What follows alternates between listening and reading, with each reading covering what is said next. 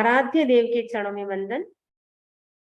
आदरणीय समणी जी, उपस्थित भाइयों तथा बहनों, पर्युषण महापर्व का आज चतुर्थ दिन यानी चौथा दिन हमारा वाचन चल रहा है कल्पसूत्र पर। कल्पसूत्र के अंतर्गत हमने सुना भगवान महावीर के पूर्व भव की यात्रा, जो नैसार के भव से प्रारंभ हुई थी। नैसार के भव में दान दिया, साधु संतों की सेवा की, परिणाम स्वरूप उत्कृष्ट पुण्य का बंध हुआ। उस पुण्य का फल भोगने के लिए दूसरे भव में स्वर्ग में गए। स्वर्ग में जाने पर भी इतने पुण्य बच गए तो वहां से भी वो मृत्यु के पश्चात तीसरे भव में राजा के घर, आदिनाथ भगवान के घर, जो उनका पुत्र भरत चक्रवर्ती उनके पुत्र के रूप में उत्पन्न हुए, यानी राजकुमार बने, मरीचि बने। मरीचि के भव में संयम जीवन ग्रहण किया, लेकिन संयम के संस्कार न होने के कारण वो विचलित हो जाते हैं संयम के कष्टों से और अनुव्रतों का जीवन स्वीकार करते हैं। उतना तक तो ठीक था, लेकिन उन्होंने उस समय एक बड़ी मिस्टेक की। भगवान की आत्मा थी, फिर भी वो हमारे जैसी उस समय आत्मा थी, उन्होंने भी एक मिस्टेक कर ली। वो मिस्टेक क्या की? गलत परूपणा कर ली कि मेरा धर्म भी सही है, भगवान का धर्म भी सही है। पहले तो जो भी आते सबको कहता भगवान का धर्म सही है, लेकिन जब ओल्ड एज आ गई, शिष्य की जरूरत थी, उस समय कपिल से कहा, कपिल मेरा धर्म भी सही है, भगवान का धर्म भी सही है। उस समय काश यदि मरीच ऐसा नहीं कहते, ऐसा कहते भगवान का धर्म सही है लेकिन मुझे शिष्य की जरूरत है, ऐसा कहते तो शायद वो मिथ्या परूपणा नहीं करते तो उनका सम्यक तो नहीं जाता। तो मिथ्या परूपणा करने का फल क्या हुआ? उनको 15 भव तक जैन धर्म नहीं मिला। मनुष्य भव तो मिला लेकिन जैन धर्म नहीं मिला, क्योंकि चौथे भव में वो नैसार के भव में अनुव्रतों की साधना, मरीचि के भव में अनुव्रतों की साधना की थी, तो वहां से तो वो स्वर्ग जाता है। उसके बाद वो मनुष्य बनता है, लेकिन वो ब्राह्मण बनता है। ब्राह्मण में भी वो उच्च कुल में नीच कुल वाला ब्राह्मण बनता है, जो भिक्षा मांग मांग करके खाते हैं। वैसे घरों में जन्म हुआ, एक बार देव बनता है, एक बार मनुष्य बनता है। तो उनको 15 भव तक जैन धर्म नहीं मिला, जैन धर्म सुनने को नहीं मिला। वो कारण क्या बना? मिथ्या परूपणा कर दी, जिसके कारण जैन धर्म उनको नहीं मिला। 16वें भव में, विश्वभूति के भव में जैन धर्म मिला, दीक्षा भी ग्रहण की, मास खमन के पालने मास खमन भी किए, लेकिन एक बहुत बड़ी भूल कर दी, निदान किया।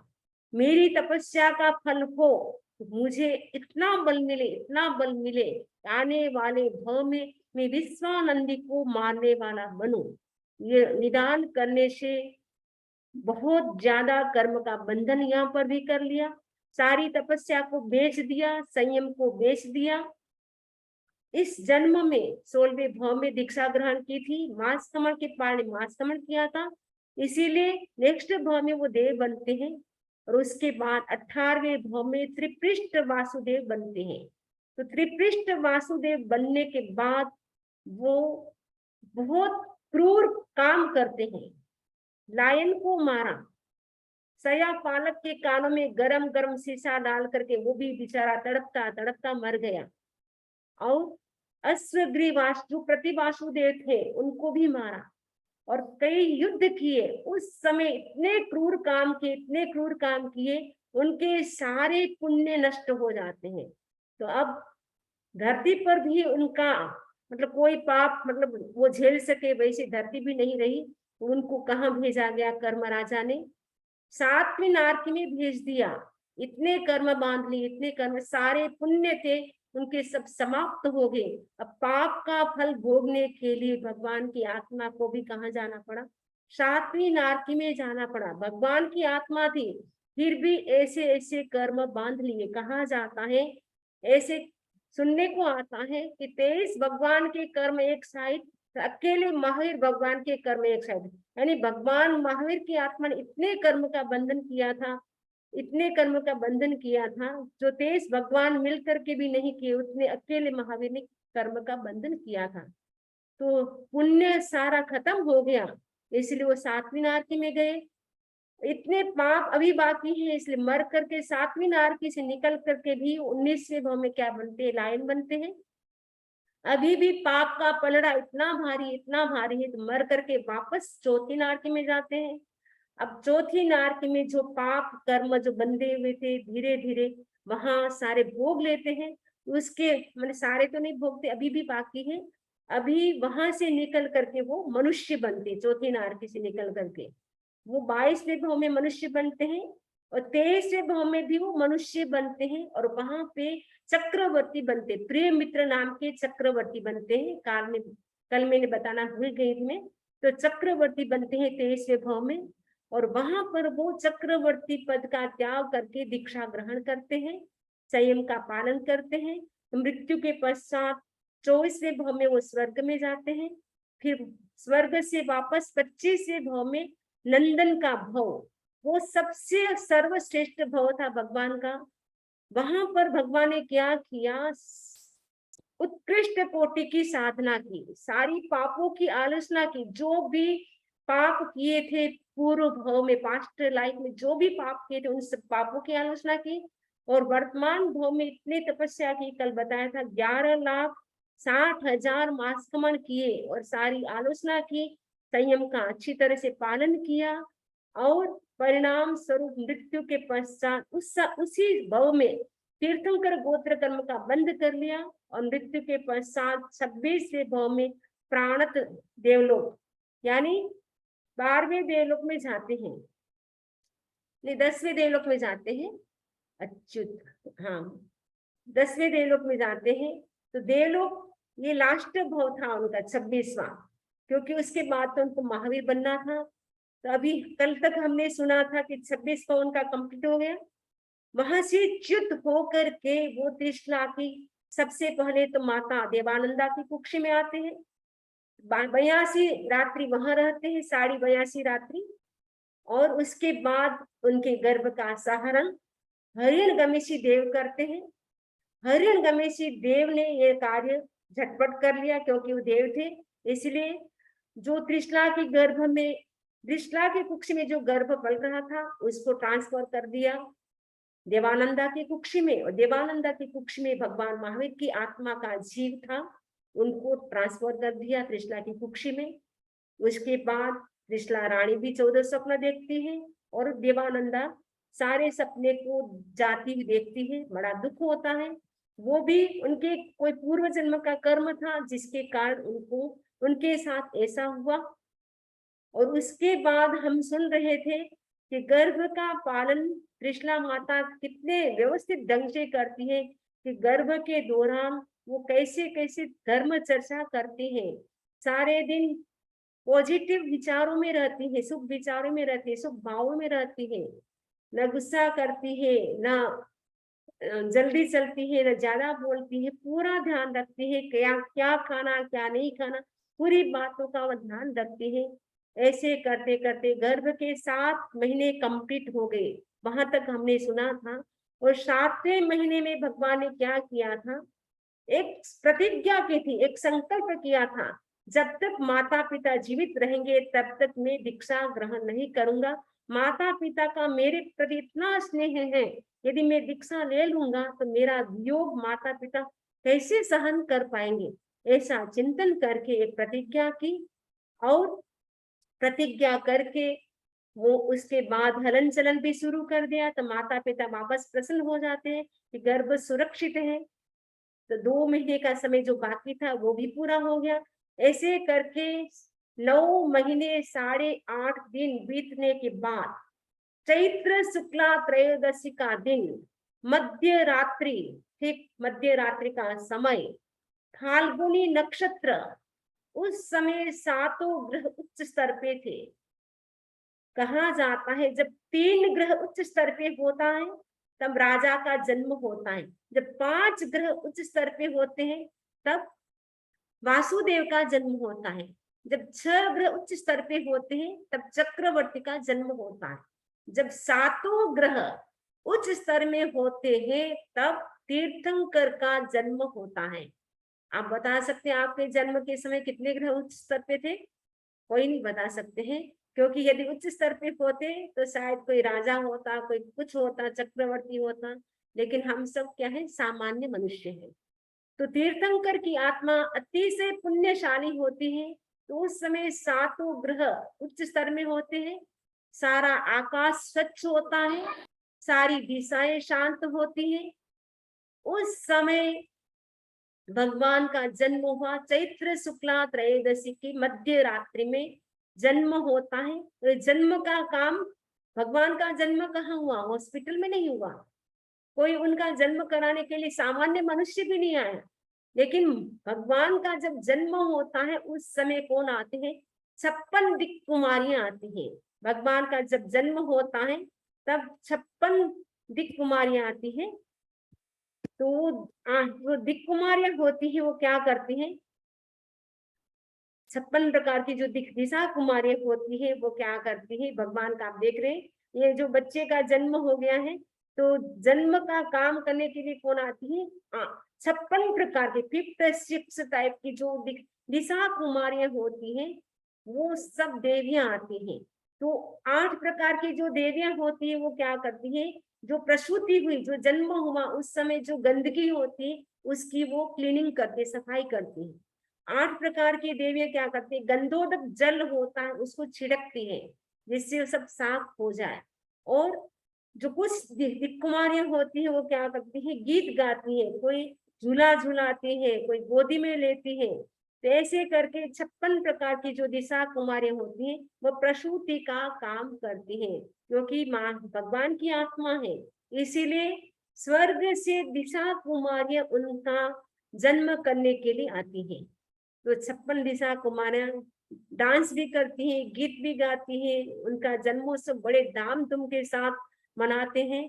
और कहा जाता है कि जब भगवान का जो जब जन्म होता है उस समय क्या होता है? जब भगवान का जन्म होता है उस समय तीनों लोकों में प्रकाश छा जाता है, तीनों लोकों में शांति आनंद का अनुभव होता है। संपूर्ण मानव जाति तो क्या, इवन जो वनस्पति है, प्लांट्स है, वो भी सुख की अनुभूति करते हैं एक क्षण के लिए।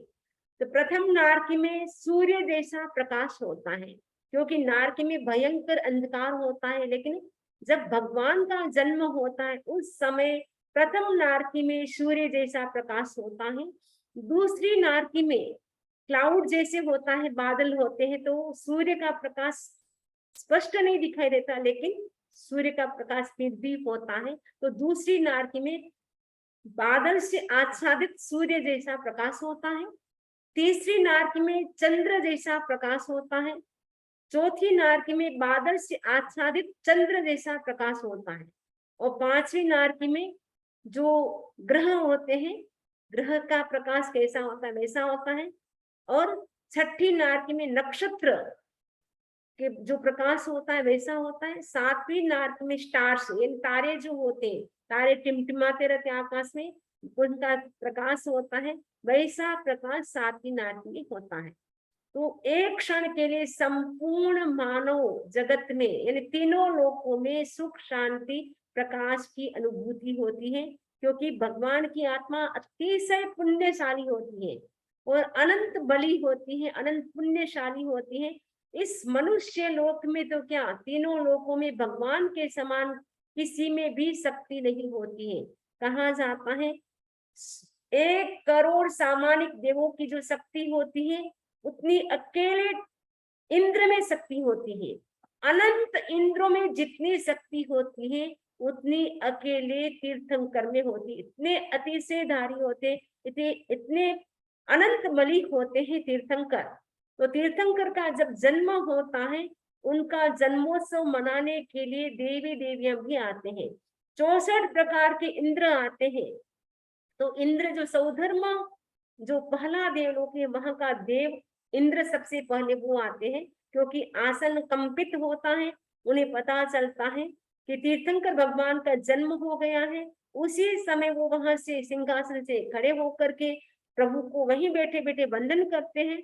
उसके बाद वहां से चल करके वो आते हैं। उससे पहले सुघोषा नाम का जो घंटा होता है स्वर्ग में, उसको वो बजाते हैं, जिससे सभी देवी देवता को पता चल जाता है कि भगवान का जन्म हुआ है।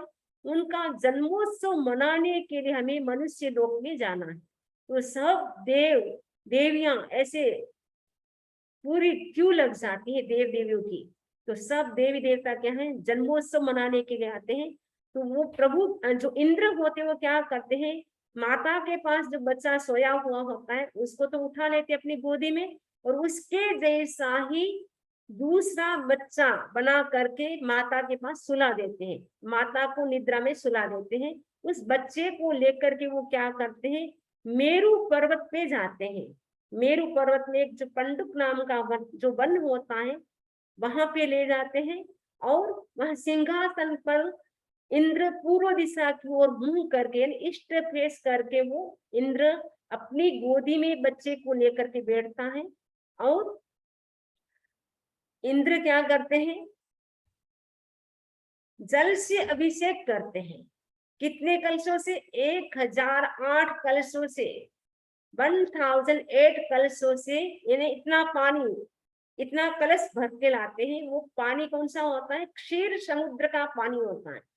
क्षीर समुद्र से भगवान को इतना कलश सबके हाथ में आप देख रहे हैं, सब अपने अपने जो 64 तो इंद्र है, इतने सारी देवियां इंद्राणियां सब भगवान के ऊपर क्या करते हैं, कलश डालते हैं, पानी का अभिषेक करते पानी से।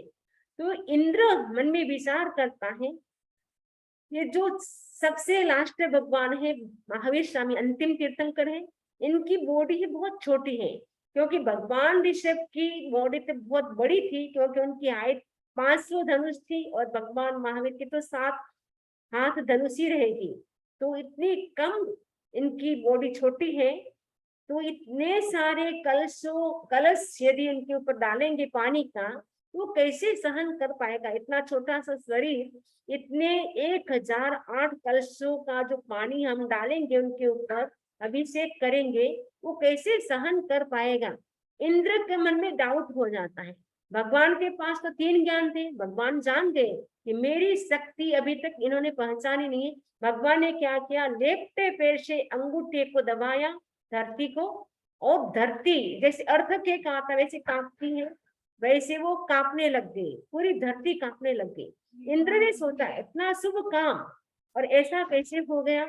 उसी समय इंद्र ने देखा अधिज्ञान से, ये तो तीर्थंकर की आत्मा, इन्होंने ऐसा किया है, तो वो क्षमा याचना चाहती है कि मैंने आपकी शक्ति को प्रभु पहचाना नहीं, मैं क्षमा चाहता हूँ। तो तीर्थंकर के पास इतनी शक्ति होती है, अभिषेक का काम संपन्न हो जाता है।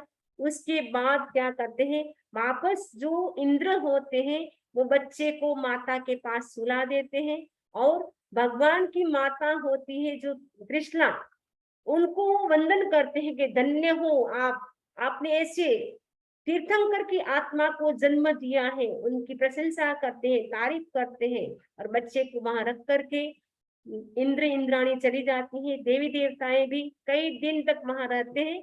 और कहा जाता है कि 10 दिन तक भगवान का जन्मोत्सव मनाया जाता है। 10 दिन तक देवी देवताएं, मनुष्य मनुष्यणी यानी सब मिल करके जन्मोत्सव मनाते हैं। और प्रभु का जन्मोत्सव मनाने के साथ जो पिता सिद्धार्थ थे वो अनाउंसमेंट करते हैं कि बच्चे का जन्म हो गया है। तीर्थंकर की आत्मा है, वो कोई सामान्य आत्मा नहीं है।